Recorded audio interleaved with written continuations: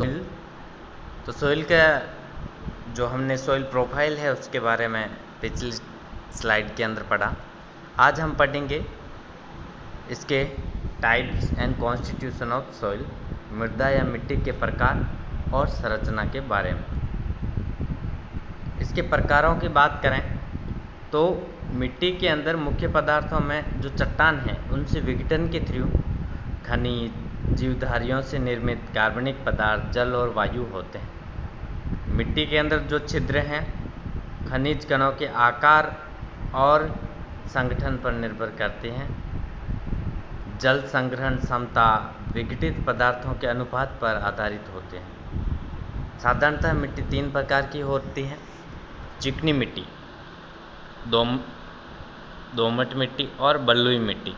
चिकनी मिट्टी या क्ले सॉइल, इस मिट्टी के अंदर एल्युमिनियम सिलिकेट के अति सूक्ष्म कण होते हैं जिनके कारण यह चिकनी और अधिक जल संग्रह वाली मिट्टी कहलाती है।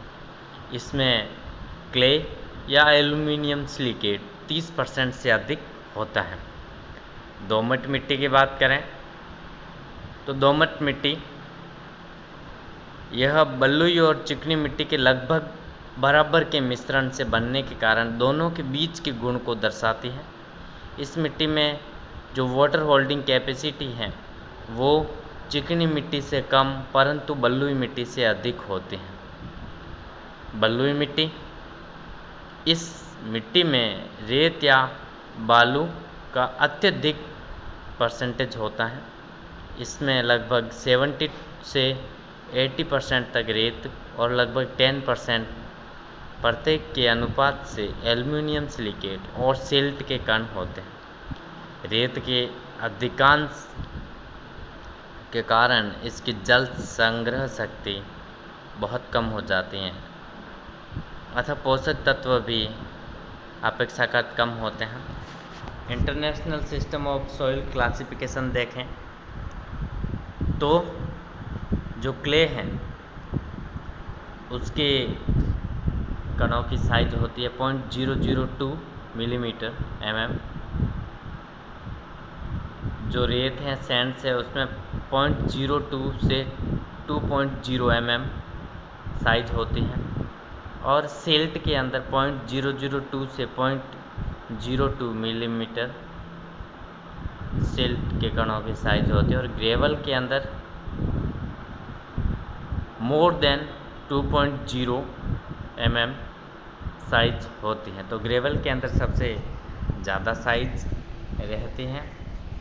आगे ये साइज आप याद कर लेंगे कि इसमें कितनी साइज रहती हैं। आगे बात करें ह्यूमस या खाद। ह्यूमस मिट्टी का एक बहुत ही महत्वपूर्ण भाग है जो पेड़ पौधों की पत्तियों, तने, टहनियों और जंतुओं के जो अपशिष्ट पदार्थ है, मल मूत्र तथा मृत शरीर की जो ऊपरी परतों में गिरते हैं और वहाँ सड़ गल कर बैक्टीरिया की सहायता से, कवकों की क्रिया से रासायनिक पदार्थों में विघटित होकर मिट्टी को उपजाऊ बनाते हैं। इन पदार्थों को सामूहिक रूप से ह्यूमस या खाद कहते हैं। अतः ये विघटित पदार्थ नाइट्रेट्स में परिवर्तित होकर पौधे के विकास और वृद्धि के अंदर काम आते हैं।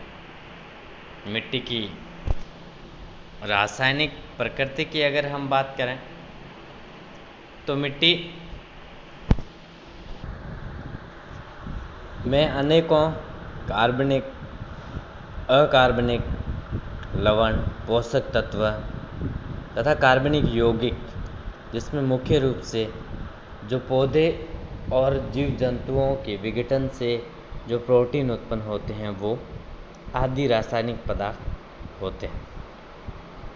मिट्टी की अम्लीयता और क्षारीयता भी एक लिमिटेटिंग फैक्टर की तरह कार्य करती है, क्योंकि ज़्यादा होना भी नुकसानदायक है और कम भी नुकसानदायक। इनका हमेशा एक रेंज के अंदर होना आवश्यक है। आगे हम एक लेबिग्स लॉ ऑफ मिनिमम पढ़ेंगे जो सीमाकारी कारकों का नियम है उसके अंदर इसके बारे में डिटेल में बताया जाएगा। खनिज कणों का आकार वायु और जल की मात्रा को निर्धारित करके मिट्टी में रहने वाले सूक्ष्म प्राणियों जैसे बैक्टीरिया, कवक, प्रोटोजोआ तथा केंचुए आदि की श्वसन व अन्य जैविक क्रियाओं को प्रभावित करती है। अम्लीयता और क्षारीयता सभी जैविक क्रियाओं के ऊपर प्रभाव डालती है। इन सभी गुणों के आधार पर अगर हम देखें तो मिट्टी या सॉइल एक बहुत ही महत्वपूर्ण एडेफिक फैक्टर या स्थलीय कारक है जो अनेक जीवधारियों का आवास है। इसकी भौतिक और रासायनिक संरचना का सीधा और अप्रत्यक्ष प्रभाव विभिन्न पौधों और जंतुओं के वितरण तथा उनकी जैविक क्रियाओं पर पड़ता है। ऊर्जा के अतिरिक्त सभी जीवों के पोषक तत्वों का जो भंडार है वो मिट्टी में उपलब्ध होता है। जो केंचुए, जिसको किसानों का मित्र कहा जाता है, सदैव अत्यधिक ह्यूमस वाली मिट्टी में निवास करते हैं। घोंगे, स्नेल कैल्शियम की अधिकता और क्षारीयता वाली मिट्टी में निवास करते हैं क्योंकि इन्हें अपने आवरण के निर्माण के लिए कैल्शियम की बहुत ज़्यादा आवश्यकता होती है। इस प्रकार मिट्टी की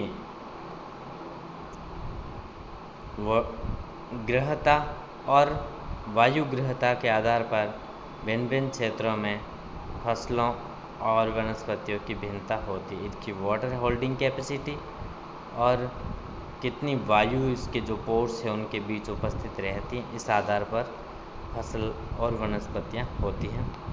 किसी न किसी रूप में सभी जीवधारी मिट्टी से पोषक तत्व प्राप्त करते हैं।